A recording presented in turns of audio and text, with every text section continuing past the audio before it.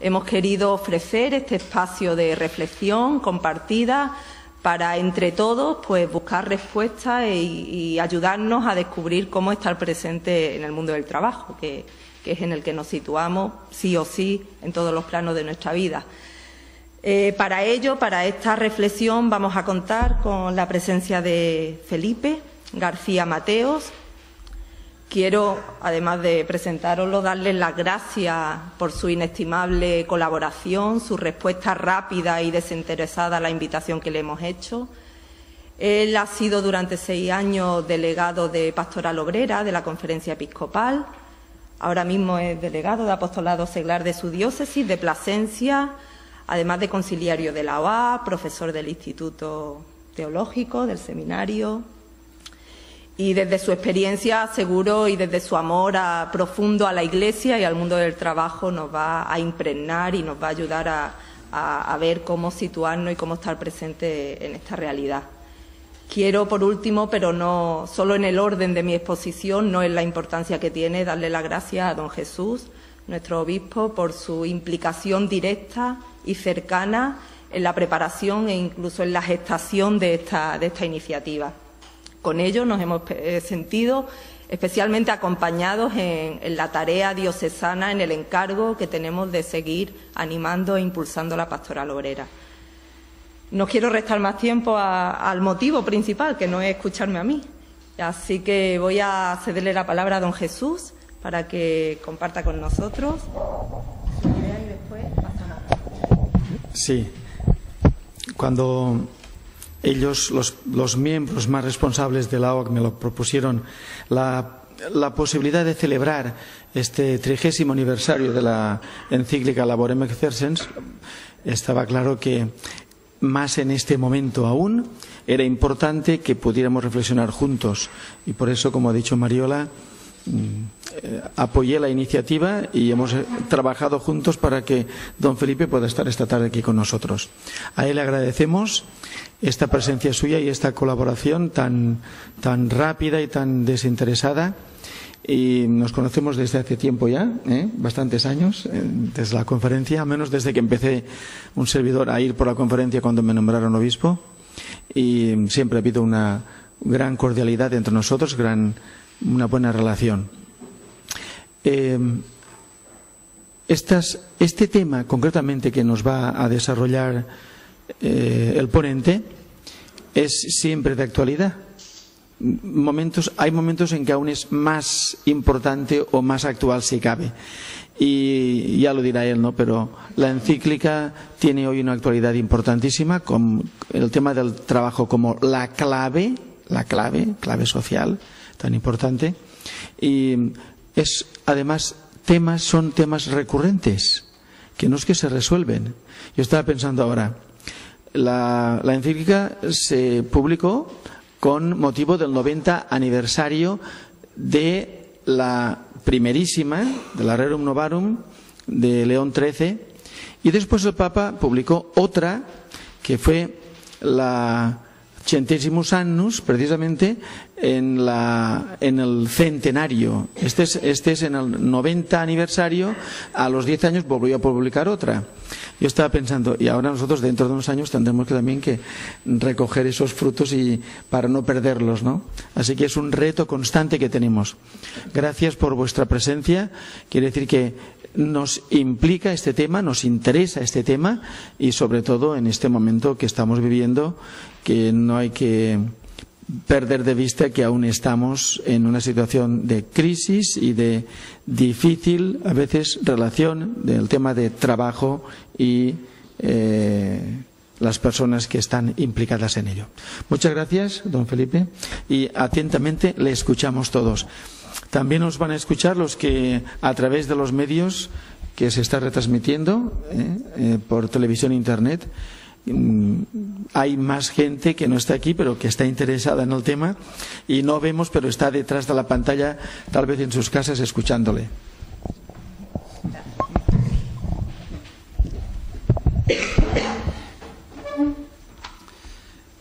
Muchas gracias, señor obispo. Mariola, militantes, amigos y hermanos, todos. Mirad, voy a seguir aunque son dos cosas distintas, a lo mejor es preferible lo de la pantalla, pero os han entregado un esquema. Yo voy a seguir el esquema, aunque tenemos un tiempo limitado. Entonces voy a procurar desarrollar todo lo que pueda del esquema. Algunas cosas me las voy a tener que pasar. Concretamente 2 puntos ya los voy a dar no los voy a tratar porque no tendríamos tiempo suficiente. Pero voy a seguir, repito, fundamentalmente el esquema que tenéis y que se os ha entregado.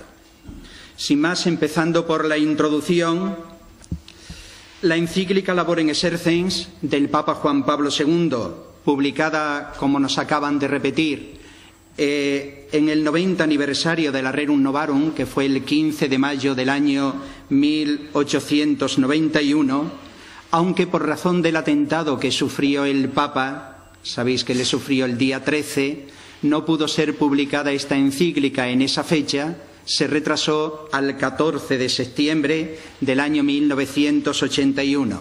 Constituye la Carta Magna del Trabajo, concebido como la clave esencial de toda la cuestión social.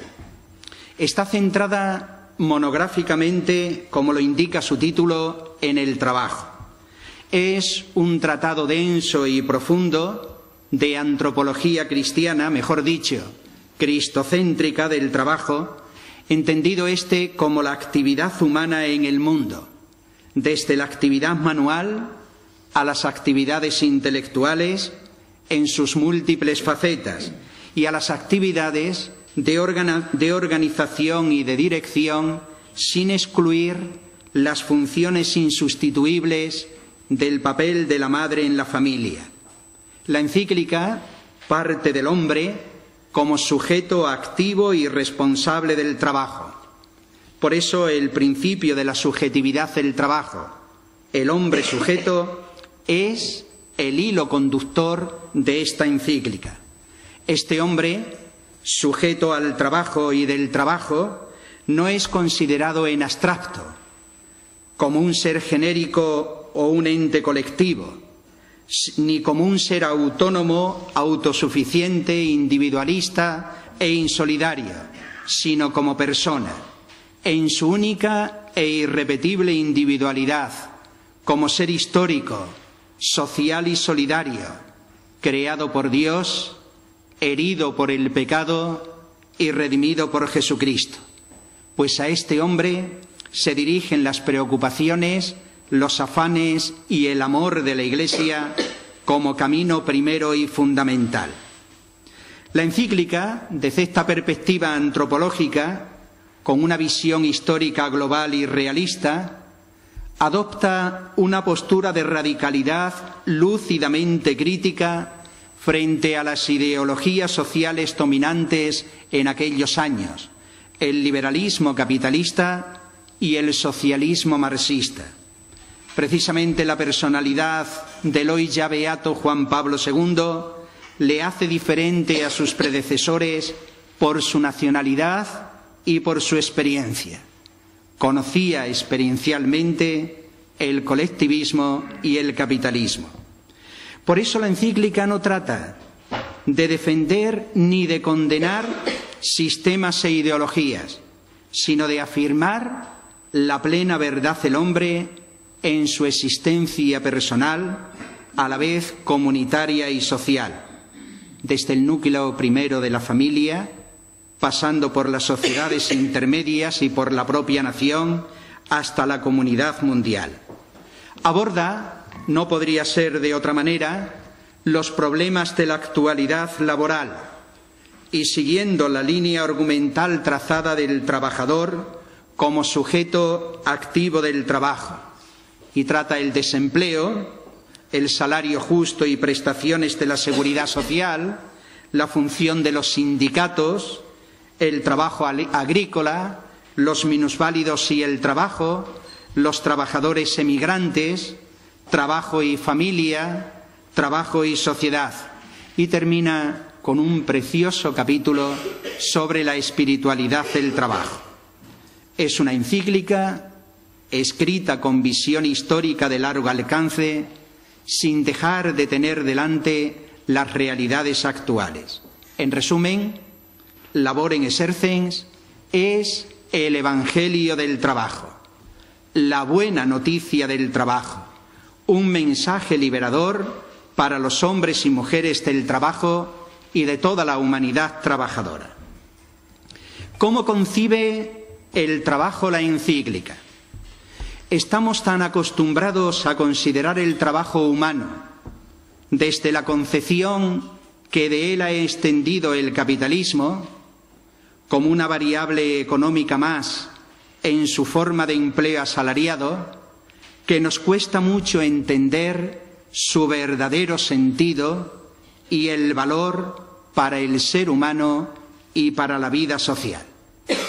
Sin duda, el trabajo humano tiene un importante valor económico, pero es mucho más que eso. Es un bien de la persona. Como tal, el trabajo constituye una cuestión política básica y fundamental si miramos y entendemos la política desde el punto de vista de la actividad del ser humano como ser social dirigida a organizar la vida en la sociedad buscando el mismo cuidado de la vida. Por eso vamos a profundizar en el sentido y en el valor del trabajo humano que nos propone la doctrina social de la Iglesia y la Laborem Exercens especialmente. Esta encíclica trata de poner de relieve que el trabajo humano es la clave esencial de toda la cuestión social. Si la miramos desde el punto de vista del bien de la persona, como afirma el Papa en el número 3, porque el trabajo es una dimensión esencial de la existencia humana y no es algo externo al ser humano, es capacidad unida al ser mismo de la persona. El trabajo es propio del ser humano. Hecho a imagen y semejanza de Dios en el mundo visible y puesto, dice en la introducción, en él para que dominase la tierra, el hombre está por ello desde el principio llamado al trabajo. El trabajo es una de las características que distinguen al hombre del resto de las criaturas. Solamente el hombre es capaz de trabajar, solamente él puede llevarlo a cabo, llenando a la vez con el trabajo su existencia sobre la tierra.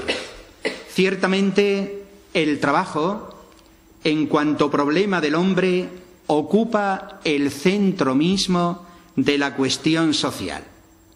La situación general del hombre en el mundo actual exigen, por eso, que se descubran los nuevos significados del trabajo humano y que se formulen los nuevos cometidos. Y este va a ser el objeto primero de mi compartir esta reflexión con vosotros. Por eso, el trabajo humano es una vocación divina para la plena humanización.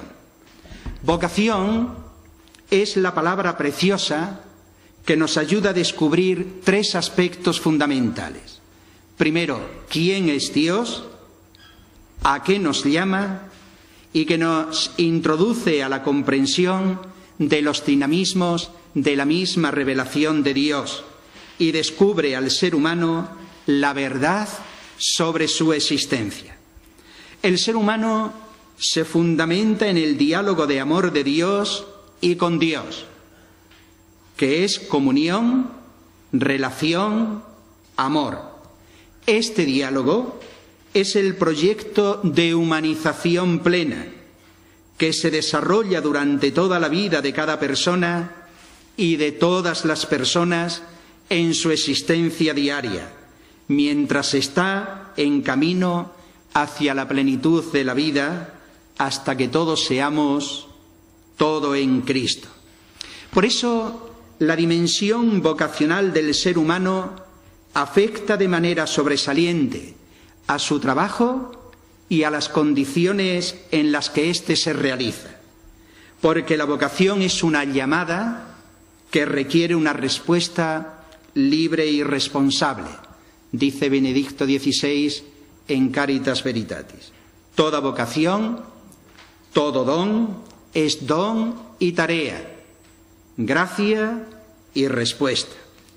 Por eso es importante recordar aquí desde el principio que para la Iglesia, el mundo, es decir, la historia y la naturaleza, es el ámbito de la revelación de Dios. Quítate las sandalias, porque la tierra que pisas es santa, le dijo Dios a Moisés.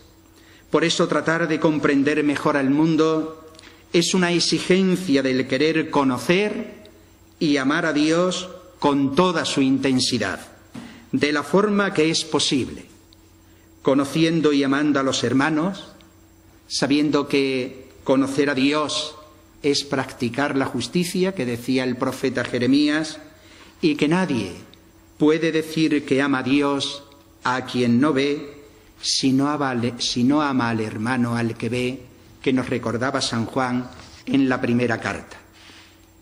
La vida, por eso, de todo hombre es una vocación y, consiguientemente, tiene una dimensión de don que le remite antes, más allá y después de ella, no para relativizarla, sino para reconocerla en su inmenso valor. Por eso, cuando se quiebra el orden de la vocación, se acaba rompiendo el sueño que Dios tiene sobre el ser humano y se convierte el trabajo en mercancía y la persona en objeto, vacía de sí, que no sabe a dónde ir y que pierde el horizonte de su vocación a la plena realización. El trabajo, realizado como vocación, tiene por eso algo de divino, y ello se produce cuando hace feliz a la persona, cuando desarrolla su mejor yo, que influye en mejorar la naturaleza y la vida de los demás. Por el contrario, cuando el trabajo no tiene condiciones de dignidad, trabajar puede resultar un auténtico infierno, porque se rompe lo más sagrado, la dignidad de la persona humana. De ahí la importancia que tienen las condiciones, tanto objetivas como subjetivas del trabajo, para que éstas se adapten al plan de Dios. Pero la vocación va de la mano de la lógica del don. Somos esencialmente dados por otro, con mayúscula. Por eso es consustancial a la naturaleza humana la apertura radical al otro, la relacionalidad. Y nada nos realiza más que la dinámica del don. Somos lo que aportamos, lo que damos, lo que regalamos. El ser humano está hecho para el don. No es el único autor de sí mismo, de su vida y de la sociedad. Por eso el trabajo y el proceso productivo se tienen que adaptar a esta vocación, a este don, a esta naturaleza humana y no al revés, como se está haciendo actualmente. Y aquí está el problema. Como está organizado el proceso productivo y el trabajo actual, dificultan esta dinámica y esta vocación del don del trabajo. Y así termina siendo lugar de esclavitud y de opresión, de dolor y de sufrimiento, de inseguridad y de muerte. Por eso, el primer fundamento del trabajo es el hombre mismo. La encíclica habla de la doble dimensión del trabajo, dimensión objetiva y subjetiva. Por su dimensión objetiva, el trabajo humano es valioso, muy valioso. Dice en el número 4, el trabajo en sentido objetivo es el conjunto de actividades, recursos instrumentos y técnicas de las que el hombre se sirve para producir, para dominar la tierra, según las palabras del libro del Génesis. El trabajo, sigue diciendo el Papa en el número 5, en sentido objetivo constituye el aspecto contingente de la actividad humana que varía incesantemente en sus modalidades con la mutación de las condiciones técnicas, culturales, sociales y políticas. Hasta aquí la cita. En su sentido objetivo, el trabajo se refiere fundamentalmente a dos cosas: los instrumentos que el ser humano utiliza para trabajar, desde la técnica hasta la forma de la organización del trabajo, y segundo, y lo que produce el trabajo, los frutos del trabajo, lo que construye en la vida social el trabajo humano. Tanto en lo que se refiere a los instrumentos y organización del trabajo, como a los frutos del trabajo mismo, son básicas y fundamentales dos cosas. Primera, humanizarán en la medida en que se planteen desde su servicio a la vida y a la comunión social. Y segundo, contribuirán a la realización de esa vocación que tiene el ser humano en la medida en que se organice desde la primacía de la dimensión subjetiva del trabajo, es decir, desde el reconocimiento teórico y práctico de que quien trabaja debe ser siempre fin y sujeto del trabajo, pues es una persona y todo lo demás, instrumentos, frutos, no son sino cosas. Mirado desde su dimensión objetiva, todo trabajo humano no tiene el mismo valor. Hablo de valor, no de precio o de rentabilidad. Por ejemplo, las armas o los coches de lujo tienen un precio de mercado mucho más alto que el pan. Pero el trabajo que produce pan es mucho más valioso que el que produce las armas o los coches de lujo. O también, el precio que se paga, es decir, el salario, por el trabajo de un administrativo en la administración pública, es mucho más alto que el que se paga en la misma administración por el trabajo de un barrendero. Pero el trabajo del administrativo no tiene más valor que el trabajo del barrendero. Ambos son iguales de valiosos si responden a las necesidades reales del servicio que debe prestar esa administración a los ciudadanos. En este sentido, hay que subrayar otro aspecto importante que suele pasar desapercibido, de tal manera que nos parece hasta normal. El trabajo de organizar, dirigir, mandar, siempre es considerado más, tanto social como económicamente, que el trabajo de ejecutar. Sin embargo, no es tan normal como nos suele parecer.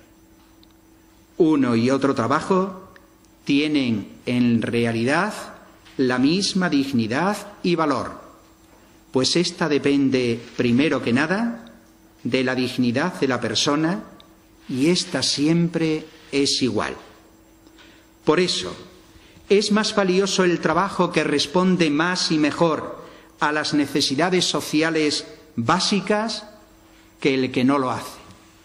Y también es más valioso un trabajo bien hecho que un trabajo mal hecho, porque el primero sirve mejor a las personas y a las necesidades sociales que el segundo.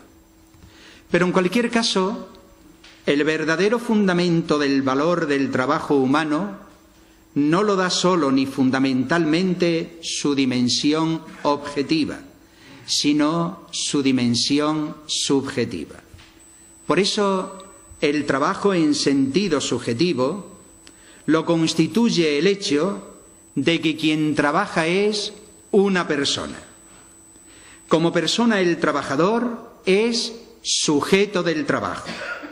Este es el primer fundamento del valor del trabajo. La dignidad de la persona que es sujeto del trabajo. Para la doctrina social de la Iglesia esta es la cuestión decisiva. La dimensión objetiva del trabajo hay que contemplarla siempre desde la dimensión subjetiva. Es el hecho de que el trabajo es algo propio de la persona lo que le da valor al trabajo. Es un bien. Dice en el número 6, no hay duda de que el trabajo humano tiene un valor ético, el cual está vinculado completa y directamente al hecho de que quien lo lleva a cabo es una persona. Esta verdad constituye en cierto sentido el meollo fundamental y perenne de la doctrina cristiana sobre el trabajo. Por eso el reconocimiento práctico de la importancia de la subjetividad del trabajo humano tiene las siguientes consecuencias importantes. Primera, la dignidad de la persona humana reclama un trabajo digno porque el trabajo, como he dicho anteriormente, es una vocación de Dios. A pesar de la fatiga, es un bien del hombre y no solo útil, como dice la encíclica, sino digno. El hombre se realiza como hombre y se hace más hombre en el trabajo. El trabajo, dice el número 9, es un bien del hombre. Y es no solo un bien útil para disfrutar, sino un bien digno, es decir, que corresponde a la dignidad del hombre, un bien que expresa esta dignidad y la aumenta. Segundo, el trabajo debe estar en función de la persona y no la persona en función del trabajo. Este es el principio básico de la organización del trabajo. Ninguna razón puede justificar que la persona deba adaptarse en sus circunstancias personales, familiares, sociales, a las exigencias de la producción vistas exclusivamente desde su mayor rentabilidad económica. Al contrario, es la producción la que debe realizarse atendiendo y respetando las necesidades personales, familiares, sociales, culturales y religiosas de las personas. Cuando no es así, se está dañando a la persona, a la familia, a la sociedad. Se trata de avanzar en la dirección de trabajar para ser y para vivir, y no de ser y vivir para trabajar. En el número 6, el primer fundamento del valor del trabajo es el hombre mismo, su sujeto. A esto va unida inmediatamente una consecuencia muy importante de naturaleza ética. Es cierto que el hombre está destinado y llamado al trabajo, pero ante todo el trabajo está en función del hombre y no el hombre en función del trabajo. Tercero, el trabajo es un bien de la persona, un bien de su humanidad. El trabajo, antes que una actividad económica o un mero factor del proceso productivo, es un quehacer humano dignificante y valioso en sí mismo. Constituye una realidad preciosa a evangelizar. Aquel, dice el número 6, que siendo Dios se hizo semejante a nosotros en todo, dedicó la mayor parte de los años de su vida terrena al trabajo manual junto al banco del carpintero. Esta circunstancia constituye por sí sola el más elocuente evangelio del trabajo. Y cuando el trabajo es cosificado y se pone al servicio de estructuras e intereses, se vuelve en terrible productor de víctimas. Cuarto, en el trabajo, y no al margen de él, la persona debe poder realizar su ser sujeto y protagonista, realizarse como persona. El trabajo es ante todo un medio de perfeccionamiento y realización humana. Y lo es, repito, porque para mí esto es lo más importante para entender el nuevo sentido del trabajo, porque supone la respuesta a una vocación que le viene fuera de él.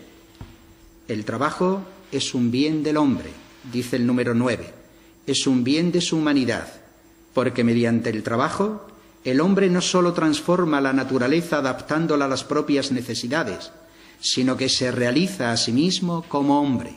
Es más, en un cierto sentido, se hace más hombre. Quinto, el trabajo no puede ser considerado y tratado como una cosa, porque no lo es. El trabajo no existe. Existe la persona que trabaja. Es una propiedad del ser de la persona. El trabajo no es algo externo al ser humano. El trabajo nunca puede ser considerado y tratado como una mercancía o como un elemento impersonal de la organización productiva. El trabajo no es instrumento de producción. Por eso, cuando el trabajo es tratado como mercancía o como instrumento, se daña profundamente la humanidad de las personas, porque lo que se está haciendo es tratar a la persona como un instrumento o mercancía. A pesar de todo, dice el número 7, el peligro de considerar el trabajo como una mercancía sui generis o como una anónima fuerza necesaria para la producción existe siempre, especialmente cuando la concepción de la regulación de las cuestiones económicas procede señaladamente de las premisas de un economicismo materialista. Teniendo en cuenta este doble valor objetivo y subjetivo del trabajo humano y la primacía del valor subjetivo del trabajo sobre su valor objetivo, la doctrina social de la Iglesia y la encíclica Labor in Exercens subrayan que es fundamental la estrecha relación de la vocación al trabajo con otras vocaciones que tiene el ser humano. Primera, vocación a realizarse como persona. El trabajo es un valor personal. Tiene una dimensión personal en la que radica su valor fundamental. El trabajo procede de la persona, es siempre actividad de una persona y por eso siempre posee un gran valor y dignidad que debe ser reconocido y promovido en la organización del trabajo. Lo que se hace con el trabajo, ya sea en su sentido positivo o negativo, se hace con la persona que trabaja. Pero además, el trabajo es camino de realización de la persona. Las personas necesitamos del trabajo para realizar nuestra humanidad, porque solo podemos responder a nuestras necesidades mediante el trabajo, mediante la actividad que realizamos para responder a las necesidades que tiene el hombre, que en palabras de Juan Pablo II son necesidades infinitas a nivel material, cultural y espiritual. Y finalmente el trabajo debe estar por eso ordenado a la persona, tener siempre como finalidad el servicio a las personas. Segundo, vocación a construir una familia. El trabajo es un valor familiar. El trabajo es uno de los fundamentos sobre los que se funda y se forma la vida familiar, que hace posible la formación y el mantenimiento de la familia.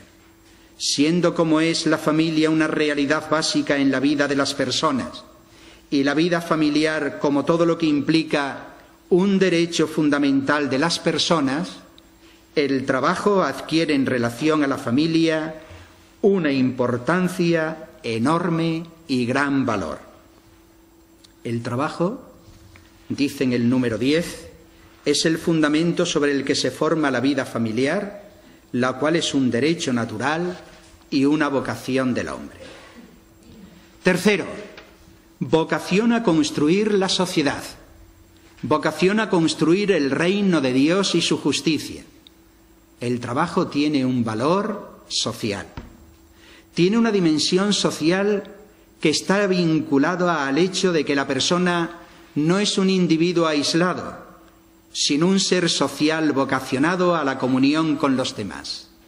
El valor personal del trabajo se realiza también como valor social.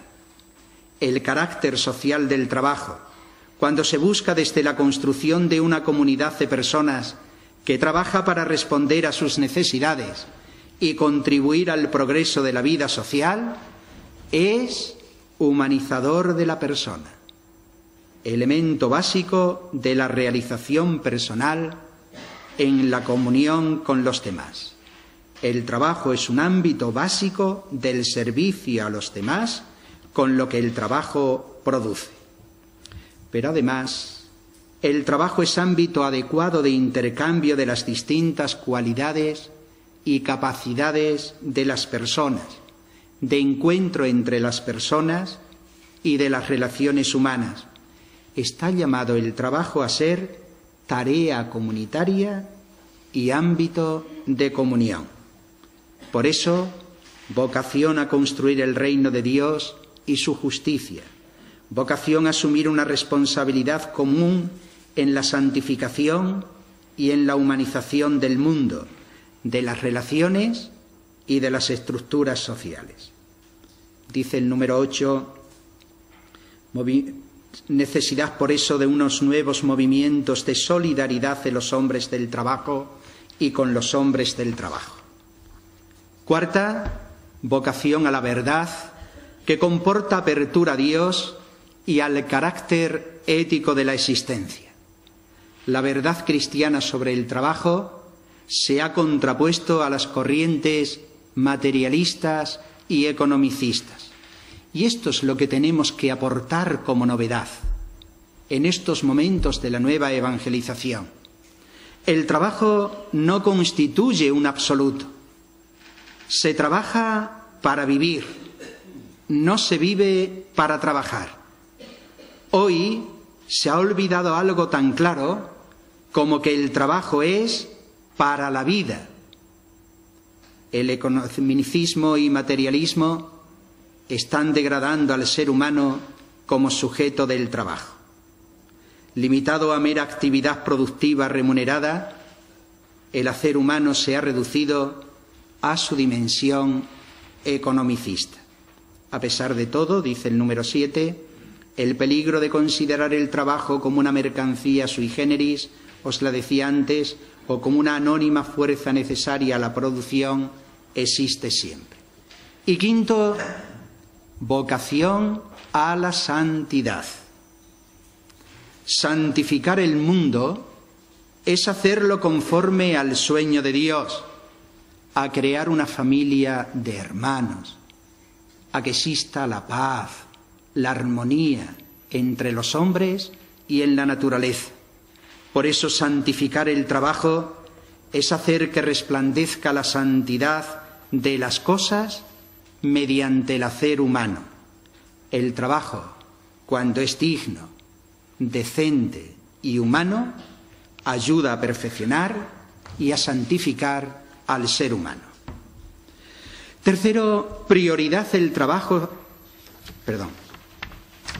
Paso ahora al punto tercero, que es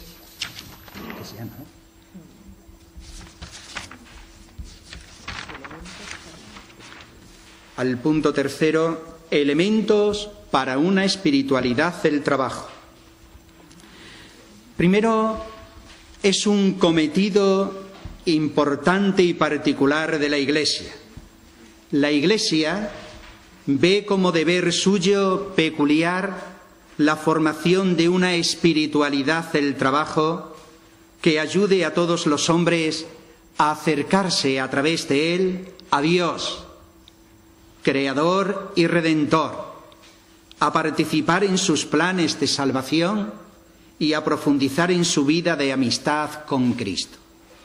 Por eso toca el Papa estos dos aspectos fundamentales: el trabajo en relación con el Padre, la ley del trabajo, hecho a imagen y semejanza de Dios en el mundo visible y puesto en él para dominar la tierra. El hombre está por ello desde el principio llamado al trabajo. El trabajo es ley de Dios, ley natural impuesta a toda la humanidad. Y los bendijo Dios y les dijo: creced y multiplicaos, llenad la tierra y sometedla, dominad los peces del mar, las aves del cielo y todos los vivientes que reptan sobre la tierra. El Señor Dios tomó al hombre y lo colocó en el jardín del Edén para que lo guardara y lo cultivara. Con este lenguaje sencillo, figurado y popular, el Génesis quiere manifestar que se trata de un mandato expreso de la voluntad divina que dice Gaudium et Spes en el número 34. Este mandato no iba solo dirigido a la primera pareja, sino a toda la humanidad. Por este motivo, varios libros de la Sagrada Escritura, especialmente los libros sapienciales, condenan la pereza porque desobedece las disposiciones divinas. El trabajo, imitación de la obra creadora de Dios. Dios se siente complacido y expresa su satisfacción ante todas las obras creadas, pues vio, qué bonito en esa preciosa catequesis, que todo era bueno y conforme a sus designios. Y Dios pone fin a su trabajo creador con el descanso del séptimo día, el cual no significa que Dios haya entrado en un estado de quietud pasiva, desinteresado de la suerte de nuestro mundo. Con esta narración, la Sagrada Escritura propone el paradigma que el hombre debe seguir en su conducta. Debe trabajar bien y gozarse de su trabajo bien ejecutado. Debe también descansar, no solo para recuperar fuerzas perdidas, sino para disfrutar de los frutos de su propio trabajo y del trabajo de los demás. Porque el hombre, perdonad la insistencia, trabaja para vivir, no vive para trabajar. Por eso, dice el Papa, debe imitar a Dios, Creador, tanto trabajando como descansando. El trabajo, colaboración y participación en la obra creadora de Dios. Después de haber creado al hombre, Dios le hace entrega de toda la creación visible con el mandato de someterla. Con ello el hombre queda constituido su rey, pero no un rey holgazán. Será rey del mundo en la medida en que lo trabaje. Así pues, el hombre es llamado y asociado por Dios al desarrollo de su acción creadora para que la continúe y la perfeccione. Dice en el número 25, el hombre creado a imagen de Dios, mediante su trabajo participa en la obra del Creador y según la medida de sus posibilidades, en cierto sentido, continúa desarrollándola y la completa. Repercusiones del pecado original sobre el trabajo. A la luz del relato del Génesis, parece claro que el trabajo es anterior al pecado. Ya antes de la caída, Adán y Eva habían recibido el mandato de trabajar. Y de no haber existido aquella caída, sus descendientes habrían tenido que trabajar como ellos. Sin embargo, este trabajo había sido muy distinto del trabajo actual. El trabajo actual es penoso en el plano físico y psicológico, aún en el mejor de los casos, vocación, condiciones laborales buenas, retribución gratificante, etc., se ve sombreado algunos momentos por el cansancio, el nerviosismo, la monotonía. Todo trabajo, dice la encíclica en el número 27, sea manual o intelectual, está inevitablemente unido a la fatiga. ¿De dónde proviene entonces esa penosidad que empaña su aspecto honroso de ser imitación y complemento de la obra creadora de Dios? Pues el libro del Génesis nos enseña que esa penosidad del trabajo, lo mismo que el sufrimiento en general, tiene su raíz teológica y antropológica en el misterio del pecado. Dice en el Génesis, en el capítulo 3, al hombre le dijo: porque hiciste caso a tu mujer y comiste del árbol prohibido, maldito el suelo por tu culpa. Comerás de él con fatiga mientras vivas. Brotará para ti cardos y espinas, y comerás hierba del campo. Con sudor de tu frente comerás el pan, hasta que vuelvas a la tierra, porque de ella te sacaron. La penosidad, por tanto, del trabajo, al menos en gran parte, procede inmediatamente de las circunstancias concretas, personales, ambientales, organizativas, en que éste es ejecutado. Así pues, entre el trabajo antes del pecado y el de después hay una gran diferencia. El trabajo de antes no era penoso, sino agradable. El de después se convierte, en palabras de Pablo VI, en una cruz que el hombre tiene que llevar. Por tanto, en ningún caso es exacto decir que el trabajo es una consecuencia o castigo del pecado. Incluso después del pecado, dice Juan Pablo II, conserva siempre su alta dignidad. Solo la penosidad que actualmente le acompaña ahora es también, teológicamente, consecuencia o castigo del pecado.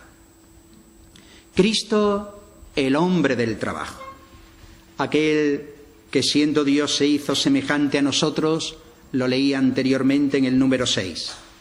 Los evangelios son muy sobrios sobre el trabajo de Jesucristo, pero nos dicen lo suficiente. ¿No es este el hijo del carpintero que dice San Mateo? ¿No es acaso este el carpintero, el hijo de María, que dice Marcos? Con toda seguridad, Jesús aprendió el oficio de José, según los usos y costumbres de aquellos lugares y tiempos. Trabajó probablemente en su compañía y bajo su dirección y dependencia.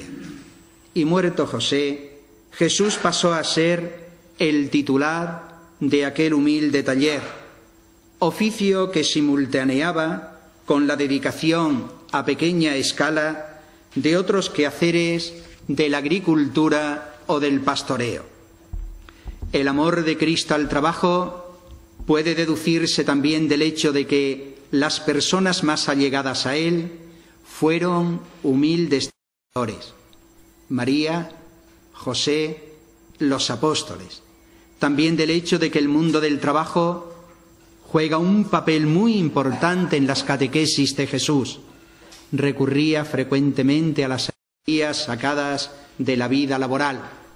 Qué preciosas catequesis las de estos últimos domingos, en las cuales se pone de manifiesto, dice el número 26, el reconocimiento y respeto por el trabajo humano y el amor al trabajo y a sus diversas manifestaciones, viendo en cada uno de ellos un aspecto particular de la semejanza del hombre con Dios, Creador y Padre. Jesús no solamente lo anunciaba, sino que ante todo cumplía con el trabajo el Evangelio confiado a él, la palabra de la sabiduría eterna. Por consiguiente, esto era también, son palabras de la encíclica, el Evangelio del trabajo, pues el que lo proclamaba, él mismo era hombre del trabajo artesano, al igual que José de Nazaret. Hasta aquí la cita número 26. El trabajo del hombre, colaboración con la obra redentora de Cristo.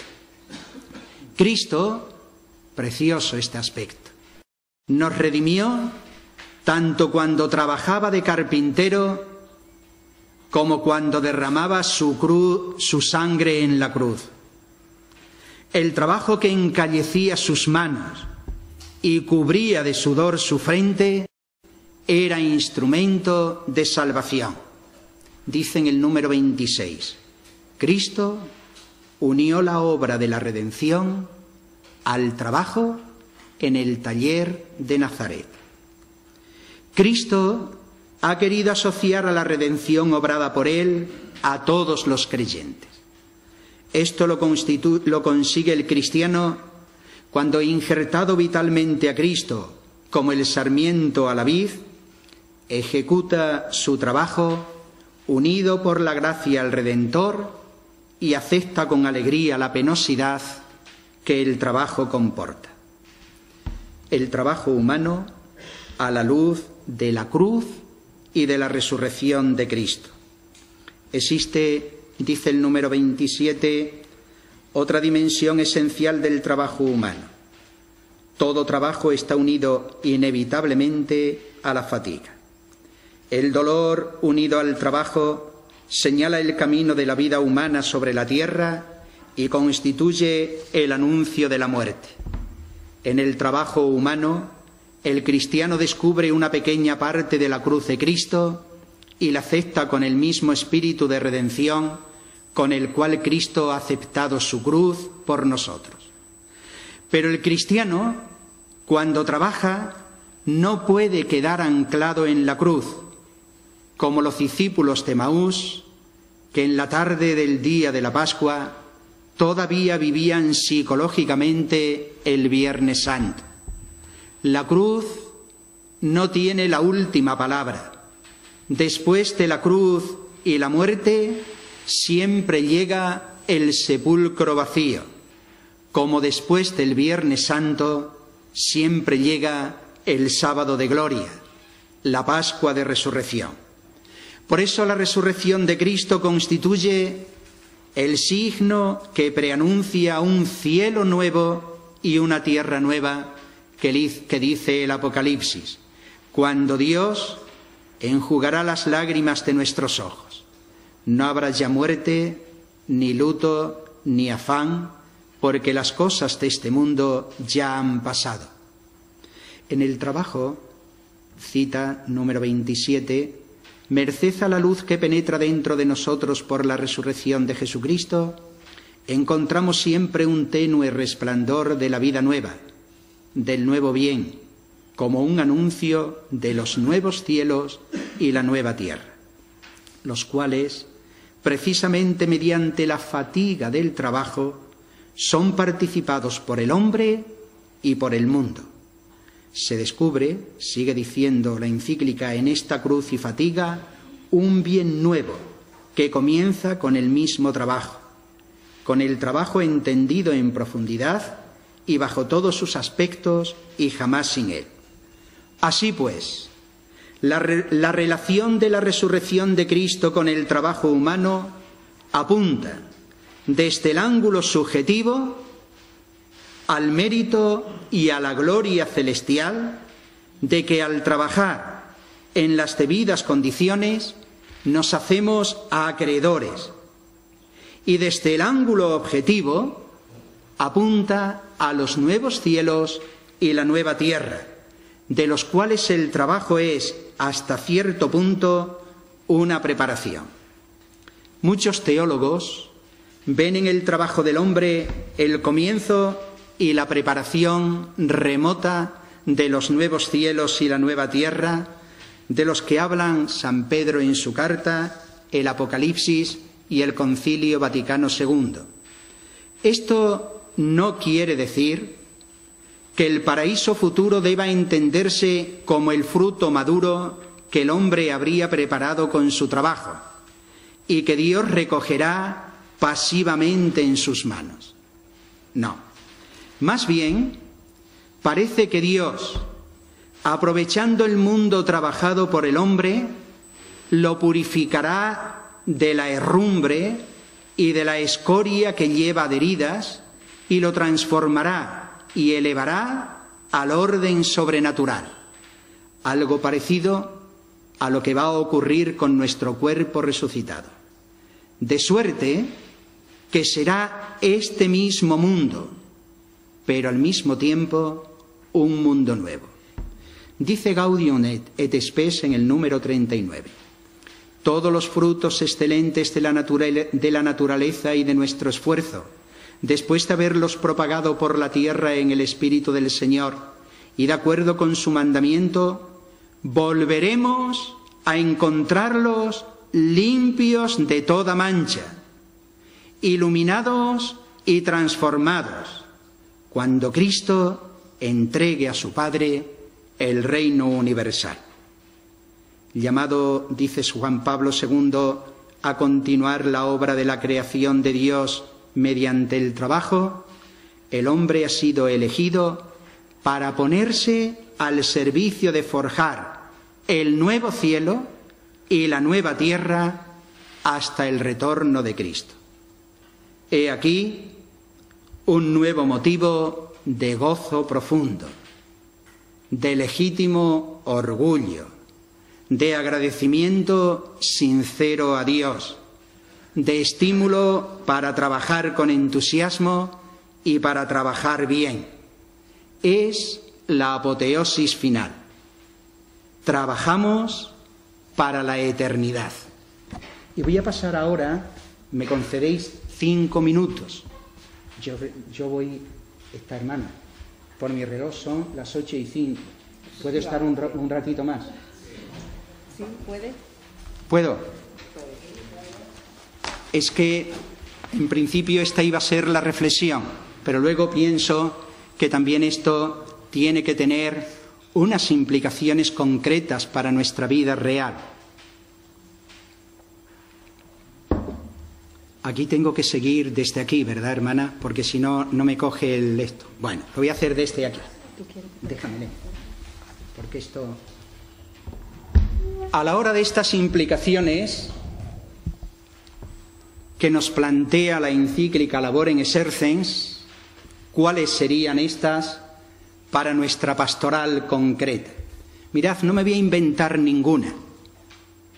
En el año 1994, la Asamblea Plenaria de la Conferencia Episcopal publicó un documento, La Pastoral Obrera de toda la Iglesia. Fue aprobado el día 18 de noviembre del año 1994. Por eso necesitamos aterrizar en propuestas de acción. Esto es una exigencia a la tarea evangelizadora, hoy nueva evangelización, especialmente en este contexto de crisis en el que el valor del trabajo humano, como os he ido explicando, adquiere una nueva prioridad en el mundo obrero y en sus organizaciones. Por eso, primero, algunas convicciones de partida y compartidas. La primera, el mundo obrero sigue existiendo. Para mucha gente parece que el mundo obrero se había acabado, ¿verdad? El mundo obrero, decíamos en ese documento, sigue existindo. Mirad qué párrafo. Escrito y aprobado por los obispos en el año 1994. Creo que es un párrafo totalmente profético.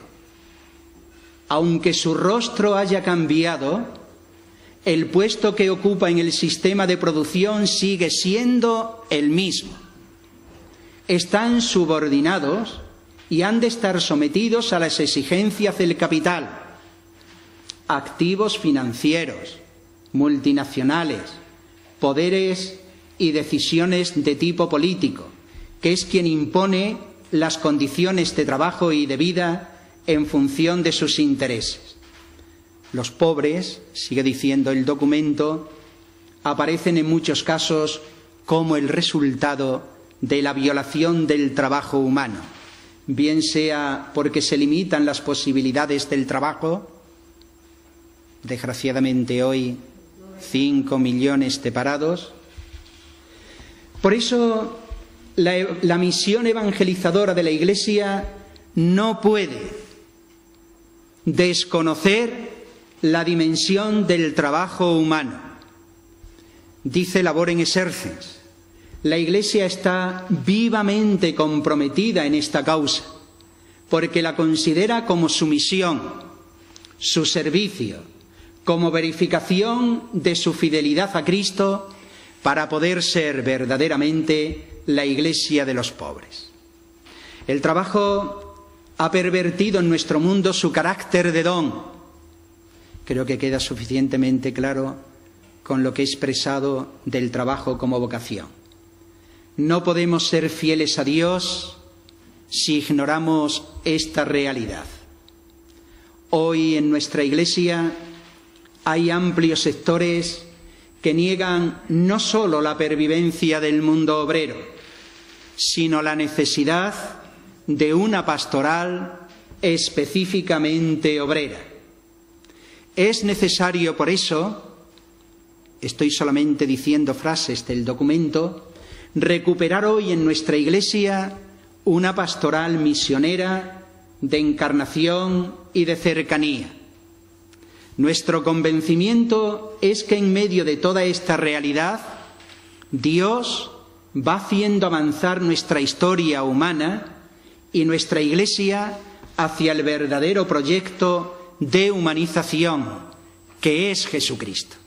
Y esto es lo que tenemos que aportar al mundo obrero, que la dicha y la felicidad, la plenitud y la auténtica humanización nos la da Jesucristo. 3 dimensiones básicas de la pastoral obrera. La primera, la pastoral obrera es obra de toda la Iglesia. Decía el documento que no era obra, que la evangelización del mundo obrero ha de ser comprendida, asumida y vivida, que la pastoral obrera nunca debería ser considerada como una tarea particular y exclusiva de algunas comunidades, movimientos y personas que por su propia cuenta y riesgo han decidido dedicarse a la misión del mundo obrero. Debe cuidar y fortalecer la relación, por eso, entre la pastoral general y la pastoral obrera. Primera dimensión, la pastoral obrera es obra de toda la Iglesia. Segunda dimensión, eso ya no es asunto mío. Segunda dimensión, la pastoral obrera específicamente necesaria en la actividad pastoral de la Iglesia. Por estos 4 motivos fundamentales se decía en el documento. Una parte muy amplia del mundo de los pobres pertenece al mundo del trabajo. Y los destinatarios preferentes del Evangelio son los pobres. Por eso, específicamente necesaria.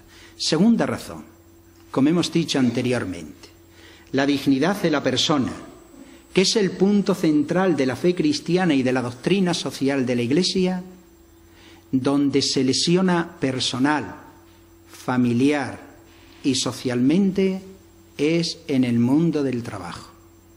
Luego, razón fundamental para que la pastoral obrera sea una pastoral específica. Tercera razón que dice el documento.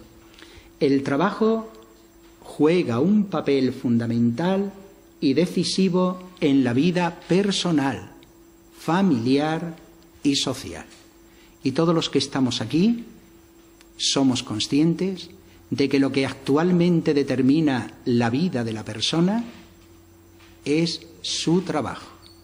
Y como no partamos de esa situación en la que la persona se encuentra,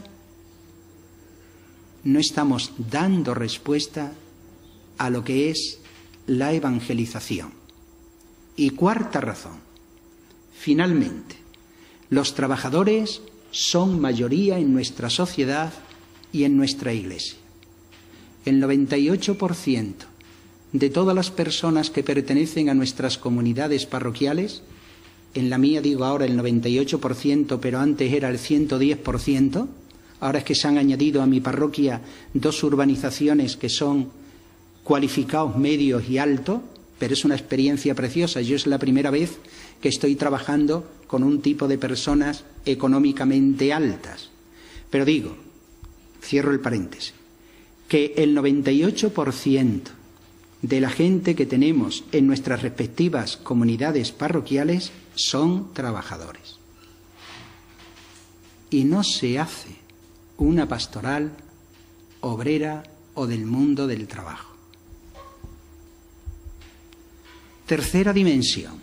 La pastoral obrera es una pastoral específica, no de especialistas, sino que tiene en sí estas dimensiones que las paso.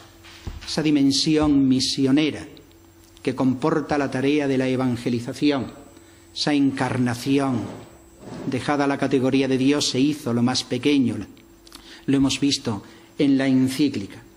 La formación de los militantes cristianos, obreros, encargo que nos ha hecho la Iglesia para la evangelización del mundo obrero, la mayor cercanía, acompañamiento a tantas personas que sufren.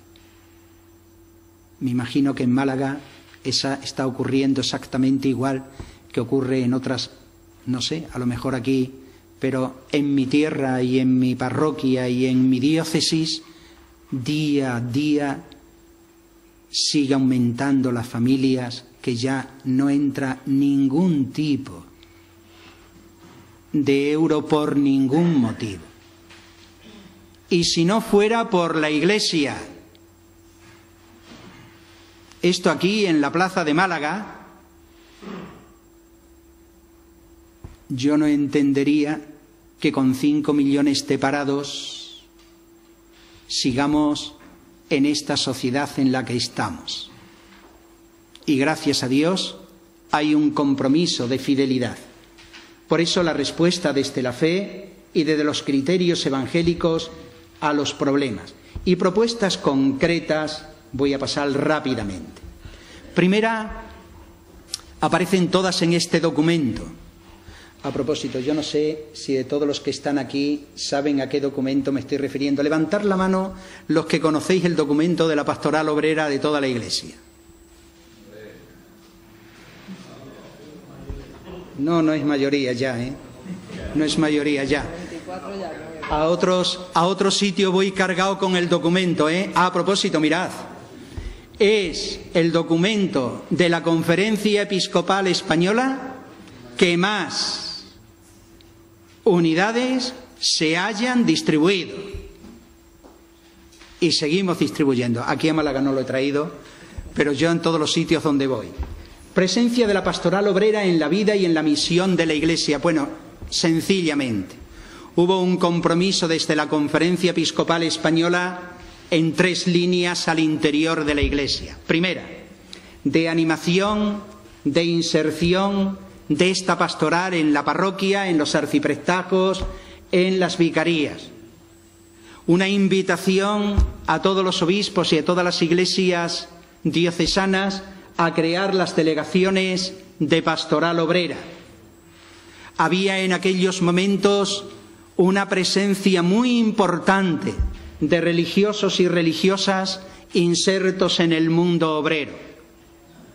Cuando yo estaba en Madrid, ¿verdad, Anselmo? Aunque estés en estos momentos distraído, cuando yo estaba en Madrid, desde el Departamento de Pastoral Obrera, yo tenía la dicha, la suerte, la gracia de reunirme con 17 congregaciones religiosas presentes en España. En el año 2001, de 17 se reunían 3 y actualmente ya no se reúnen ninguna. A veces, pues por el problema de la edad y falta de vocaciones, y otras veces en mi diócesis teníamos presencia de religiosas y religiosos insertos en ambientes de barrios. En estos momentos no tenemos ninguna presencia. Presencia de la pastoral obrera en la sociedad. Este es el reto. Lo específico y peculiar de los laicos es vuestra presencia, participación y compromiso en las realidades sociales, políticas, sindicales. Estamos a la vuelta de unas elecciones generales. ¿Cuánto hablamos mal, tanto de los políticos como de los sindicatos? Y qué poco cristianos, qué pocos. Dice el Papa en Christi Fidelis Laicis que a pesar de todas las dificultades, problemas, que sea un peligro moral, no justifica la ausencia del cristiano en estas instituciones. Y esa es vuestra tarea. Y luego nos asustamos de que en nuestros parlamentos se voten leyes que día a día han ido en contra de todos los derechos fundamentales de la persona. Todas las reformas laborales hay que decirlo con toda claridad, claramente han ido en contra de los derechos fundamentales del mundo del trabajo. No han creado trabajo. Nos han vendido y, hombre, ya tontos no somos. Ha desaparecido toda la legislación y magistratura laboral. Ya no hay salario base, ya no hay horarios laborales, etc.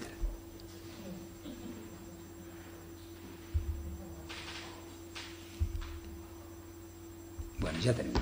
Sí, yo creo que está bien. Yo ya termino.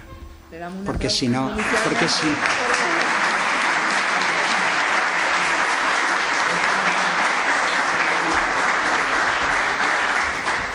¿Quieres si alguien alguna? Sí. Mira,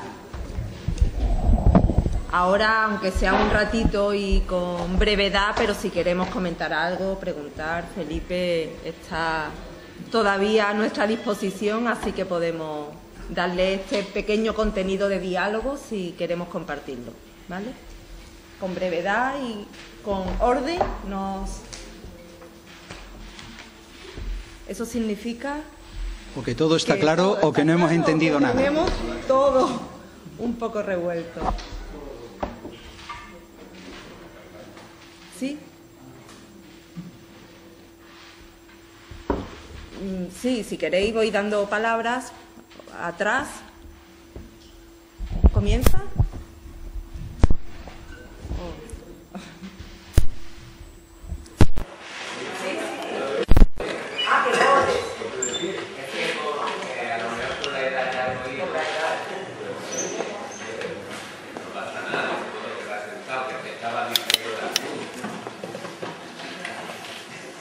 Bueno, yo quiero, en principio,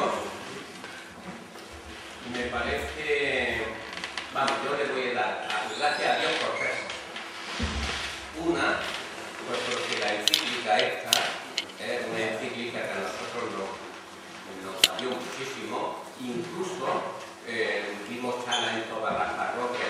Esta encíclica para nosotros ha sido genial, ha sido lo mejor que, desde mi punto de vista, es lo mejor que ha hecho Juan Pablo. Vale. Segundo, me viene muy bien, aunque con la última frase no estaba yo muy de acuerdo. Yo soy una persona que estoy trabajando desde siempre en el tema del mundo obrero y mi idea es llevar la buena noticia a los pobres, a los más que por ahí, con los sindicatos. Yo estoy trabajando en ese campo siempre. Muchas veces no echan culpa a los sindicatos de cosas que no tenemos culpa. Vamos a ver las cosas. Y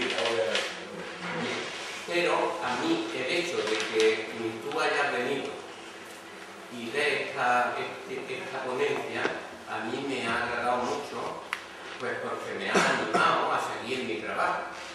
Porque claro, muchas veces no se sabe que cuando estamos hablando de decir, hombre, que está en el centro de trabajo. Esto es muy fácil decirlo. Pero ahí hay unas condiciones, la gente no quiere saber nada de Dios, no quiere saber nada de la Iglesia, y ahí nos cuesta mucho trabajo. Entonces, nos cuesta mucho trabajo, y lo reconocemos. Pero el que tú vengas y me animes, eso me viene muy bien. ¿Vale? Entonces yo le doy gracias a Dios porque hoy me ha animado para que siga mi trabajo. ¿Vale?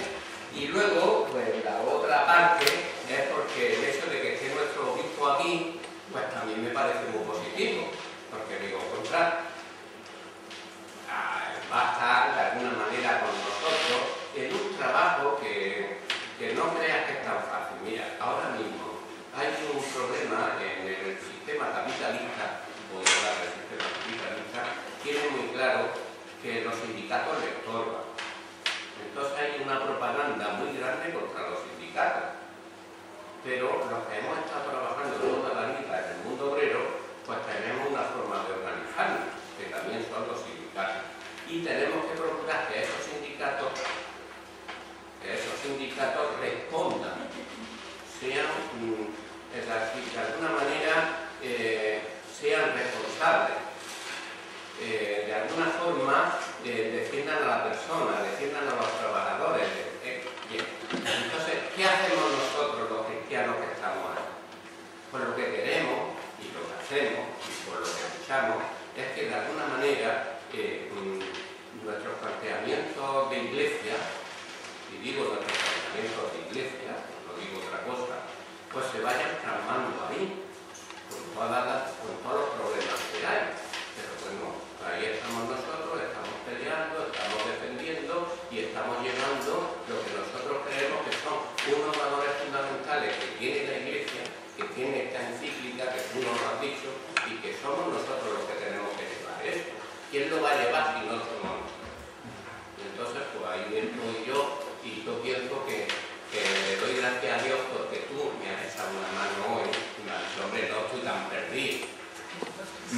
Sigo en línea. ¿Vale? La otra palabra y así ya... Por aquí era. Es que no sé tu nombre, perdona. Sí, tú. Sí. Salvador. A mí me hubiese gustado que usted hubiese desarrollado algo de esto.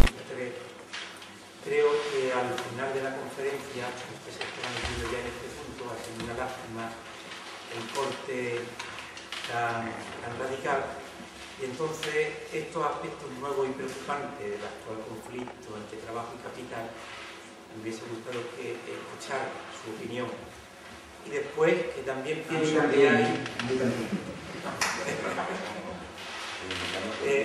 que hay una ruptura muy grande entre lo que es el trabajo y el ideal de la encíclica. Y también estoy de acuerdo con lo que se ha dicho por aquí, que la pastoral obrera es inexistente y que el mundo del trabajo, sobre todo el trabajo de a pie, no aparece por la Iglesia o aparece muy poco. Y es una lástima que los medios de comunicación o la jerarquía, cuando se ve, que sea justamente con los empresarios y con esta gente. Sí, yo esta reflexión en la diócesis la estoy dando, pero de un día. Para trabajar es que es imposible. Sí, he optado por eso después de haber hecho algunas consultas y tienes toda la razón. Me he quedado esa parte del conflicto entre capital y trabajo y los derechos y el deber de trabajar, que es otro aspecto que asume la encíclica, precioso. Os invito a que la sigáis vosotros leyendo. Me parece que por allí atrás también había una palabra pedida, no sé. Parece que no. ¿O no? ¿Alguien más? Sí, Juan Jesús. Yo rompería una lanza a favor de las congregaciones religiosas, porque la impresión que daba del ponente es que no hay nadie en ese campo. Aquí hay muchísimas personas. Otra cosa es que no estén afiliadas a lo que sea, a un sindicato o a la técnicamente llamada pastoral obrera, pero la presencia de cristianos, laicos y la presencia de religiosos y religiosas de vida consagrada es innumerable. Yo rompo una lanza a favor de ello. Muy bien, lo agradezco. Yo he hablado, por eso he dicho, en mi diócesis. Yo aquí no conocía a don Jesús. En mi diócesis esa realidad, y era una realidad muy bonita, muy importante, ¿no? En estos momentos carecemos de esa experiencia. Pero claro que hay mucha gente, por supuesto. Muy bien. Totalmente. A mí, volver a ver la encíclica para venir aquí a escucharte a ti y tal, me dice que esa evangelización, nueva evangelización, es tan amplia que nos abarca también a este punto. Y este punto que está para mí como olvidado, porque seguimos pensando en la práctica, no como nos dice la encíclica, sino el trabajo en la rentabilidad y cuánto gana y qué suerte tiene mi hijo y qué bien colocado está. Y no es si se está realizando como persona, el valor del trabajo en sí. Y sobre todo ya de una visión más creyente todavía, esa visión contemplativa de que estás colaborando en la obra de Dios. Y estás trabajando no solamente socialmente para tu hermano, sino también eso, tu hermano también está Dios, claro. Entonces, como nos hace falta todavía más evangelización a nosotros mismos para vivir. Esto es lo que yo, en resumen, sacaba un poco.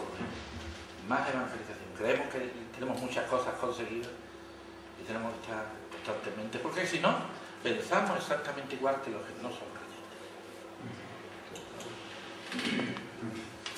El capítulo 5 ese de la encíclica de la espiritualidad en trabajo, que ese sí lo he desarrollado, pero es precioso en este sentido. Descubrir esa dimensión es lo que nos acerca. Muy bien. Bien. Pablo.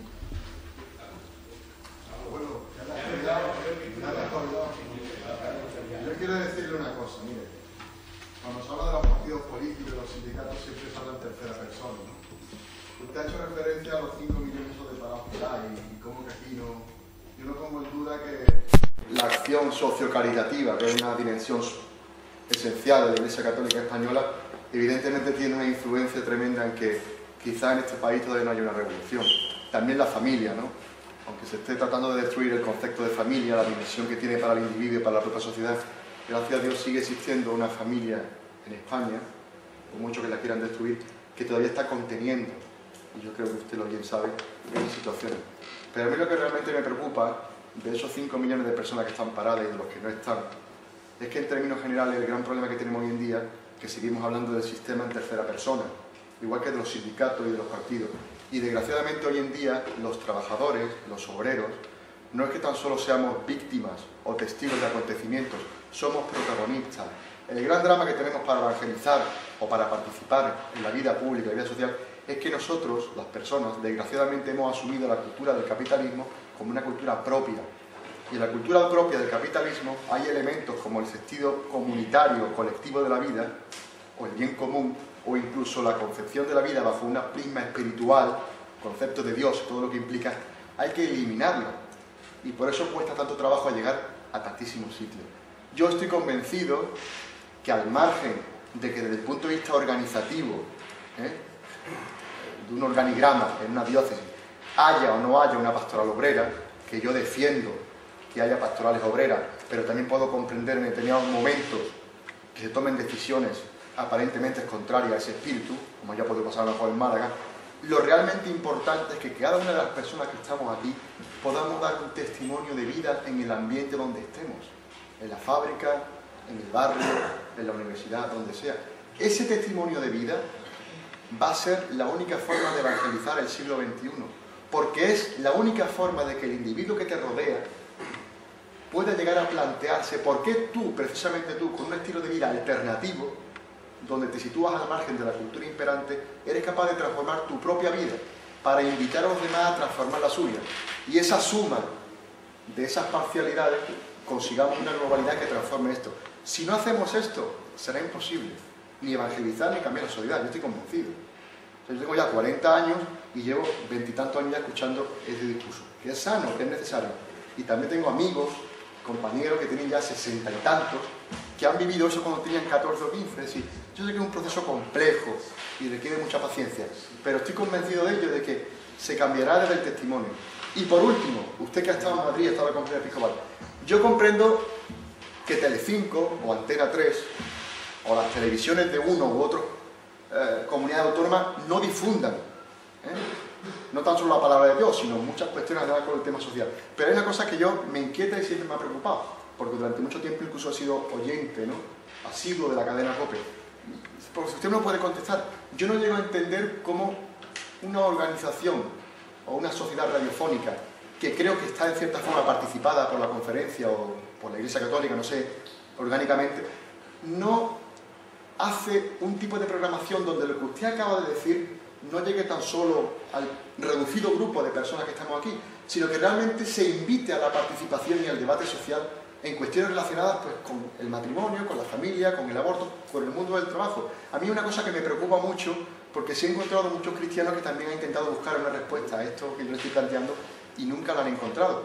Yo creo que es una lástima que un medio de comunicación que de cierta forma debería tener un método, una filosofía de trabajo basada en su ideario, no aborden estos problemas. Me entristece mucho. De hecho, hay mucha gente que está estudiando y está escuchando mucho ahora Radio María, que está intentando difundir también cuestiones sociales, socio-religiosas, ¿no? Eso por curiosidad, eso ya al margen del tema. Sí. Yo, en mi tierra, en mi diócesis, es que no llega la COPE, no la escuchamos, o sea que técnicamente es que no la podemos. Hay algunos. Buena respuesta. Sí. No, voy a decir. Yo cuando estaba en Madrid con Anselmo varias veces sí fuimos a la COPE, y siempre aprovechábamos cuando se nos invitaba, ¿verdad? Pero ahora de verdad no lo digo por... Es que es verdad, es que no la escucho. Llevo 10 años, 11 años que yo no escucho la COPE. Entonces, no te puedo... Yo sí, cuando nosotros estábamos, sí sé... Ahora, eso es otro tema además, ¿verdad? Ahí ya intervienen otras cuestiones que yo en estos momentos a lo mejor no soy también el más indicado para responder, ¿no?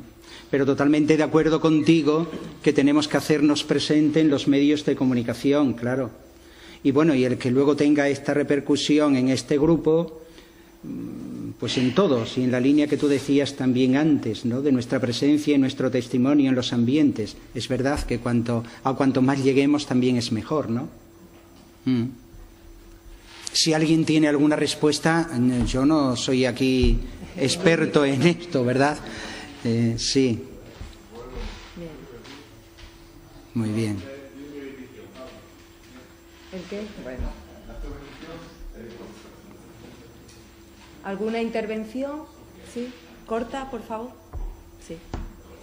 Cortísima. Me ha gustado bastante el tema de la pastoral obrera hablando, y lo que a mí me gustaría que tuviéramos en cuenta es que cuando yo estoy trabajando en el sindicato, cuando estoy trabajando en mi empresa, y estoy trabajando en todos sitios, de alguna manera, independientemente de todas las cosas, lo que intento es llevar el evangelio y el planteamiento de la iglesia, con lo cual estoy realizando la pastoral obrera. O sea, que eso es un poco lo que nos debemos de plantear. Mira, ¿yo qué hago? Digo, como tarea principal yo en mi trabajo, lo que intento es llevar las buenas noticias, y yo hago un planteamiento eclesial, y yo lo que estoy llevando es la pastoral obrera de toda la iglesia. Eso es lo que a mí me gustaría que quedara claro, que no somos, que somos gente que estamos aquí, estamos haciendo eso. Los militantes de la UAC, en este caso, yo soy de la UAC, estamos en todos los sitios realizando una pastoral obrera. Y quiere decir que estamos llevando el planteamiento de la Iglesia a nuestros centros de trabajo, con las deficiencias que tengamos. Eso es lo que quería decir. Sí, yo lo único que quería decir es que lo primero que hay que hacer es estar. Si no se está, pues está mal claro. Entonces lo primero está en este mundo obrero.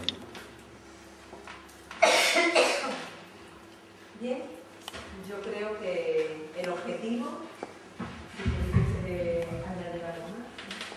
el objetivo de esta tarde importante, tal como comentaba al principio, era provocar el que nos paráramos, reflexionáramos y, por supuesto, no encontráramos aquí todas las respuestas, ¿no? Sino que a partir de ahora, y no solamente por la repercusión de este grupo, sino porque seamos ese germen y esa semilla que tenga capacidad de llegar a cuantos más mejor en nuestro ámbito de trabajo y en todos los sitios en los que nos movemos. Yo creo que para ese objetivo podemos dar por satisfecha la tarde, agradeceros de verdad infinitamente nuevamente el que estéis aquí todos. No sería capaz de dar respuesta individual, pero daros todos de verdad por agradecidos y sobre todo a Felipe por su desinteresada y rápida, lo decía al comienzo, pero así ha sido, respuesta a la invitación, a don Jesús, Gabriel, porque efectivamente esta es una manera de apoyar también, como decía al comienzo, nuestra tarea diocesana de contribuir a que la pastoral obrera esté presente allá donde estamos. Muchas gracias. Muy bien.